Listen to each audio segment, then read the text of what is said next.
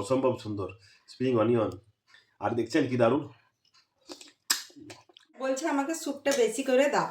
তো এই দেখুন আমি তো ম্যাগি স্যুপ রেডি করে নিয়েছি। আর ওই যে বললাম যে ঝালটা নিজেদের স্বাদ অনুযায়ী করে নেবেন। তা আমি এই বুদ্ধিটা করি চটজলদি।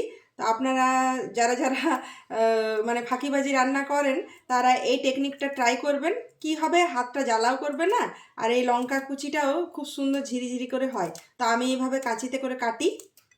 তো কাঁচা লঙ্কা কুচি দেওয়া হয়ে গেছে, এরপরে এর মধ্যে দিয়ে দেব টমেটো ক্যাচাপ।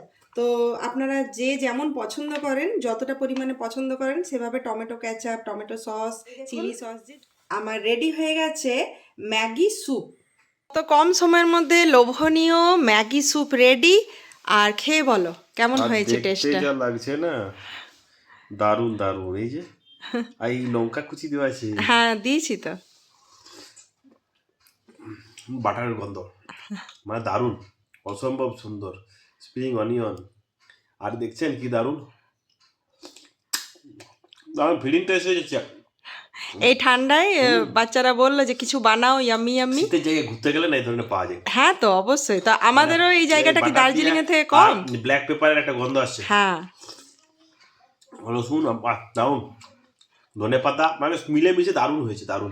তো এই শীতের মধ্যে, মশলার টেস্ট। হ্যাঁ শীতের মধ্যে ঠান্ডায় মানে এরকম খাবার বানিয়ে বানিয়ে খান, ফ্যামিলির সাথে এনজয় করুন। তাহলে আজকের মতো বাই বাই।